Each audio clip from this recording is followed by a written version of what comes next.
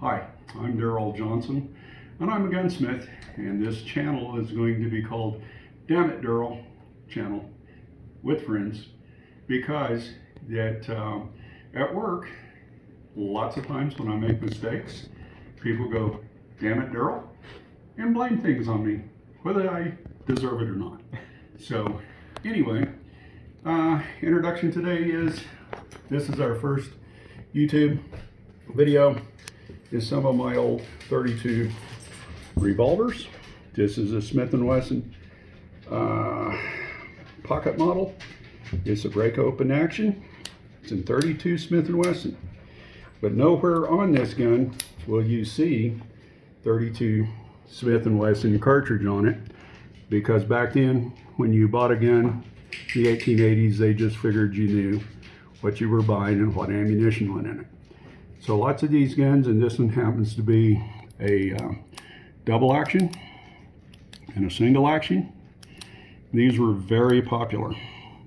Self-ejecting 32 Smith & Wesson short cartridge, and they had such small grips on them that nobody of my size with my big hands can shoot these. So this has got a set of H&R grips on it, and I've repaired them here, and I've got the originals put up. But the bore and action on this gun is very good and tight, as you can see. Okay, and this is another one of my old 32s. This is a 32-20 Colt double action revolver. This one is marked along here on the barrel. You can see this is an Army Special. Let me see if it'll focus here. In 32-20. It's not wanting to focus. That help? There it goes. You can see it a little bit there. Okay. And this is the 1909 model double action. Yeah. Swing out cylinder. Hit the ejector rod. Ejects the cartridges. And it is also double and single action.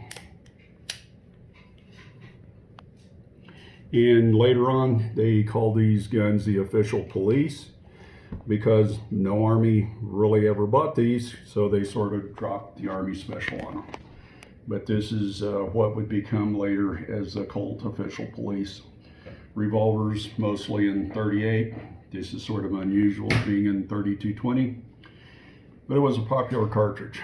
That 32-20 cartridge, which looks like this, is a cartridge that was originally used in a Winchester lever action rifle, and lots of times they were used in Model 92s, and they would also made them in single action Army revolvers.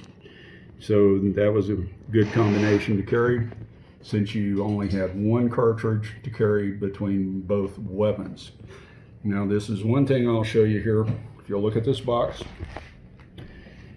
32-20 Winchester 100 grain lead.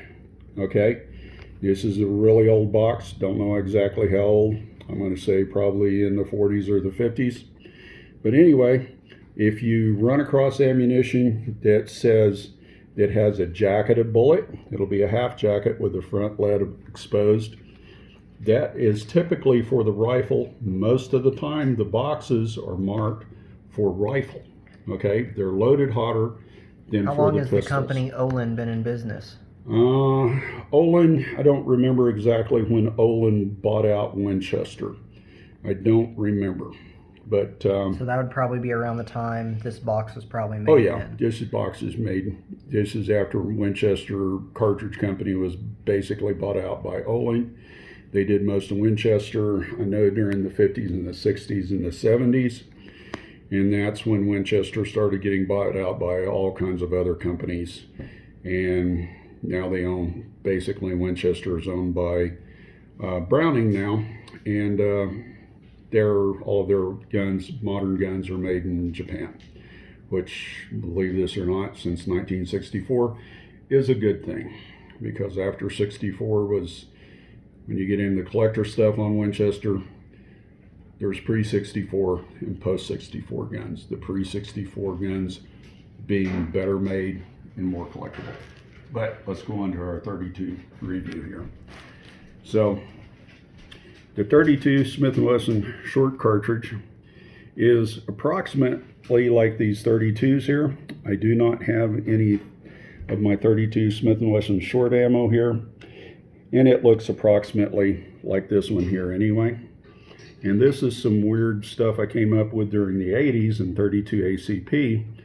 That is a police indoor training round.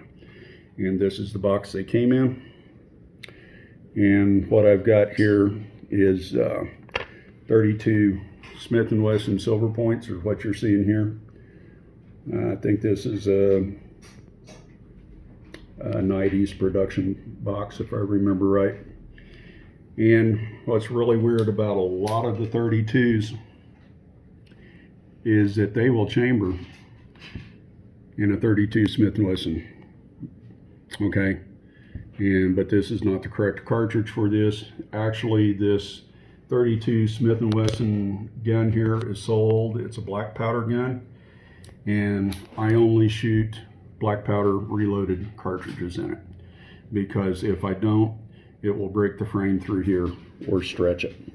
If you don't know, ask somebody who really knows, not just the guy down at the gun store who will sell you a box of 32 Smith & Wesson short with smokeless powder, which will eventually break your gun. May not right off the bat, but it will in the future, believe me.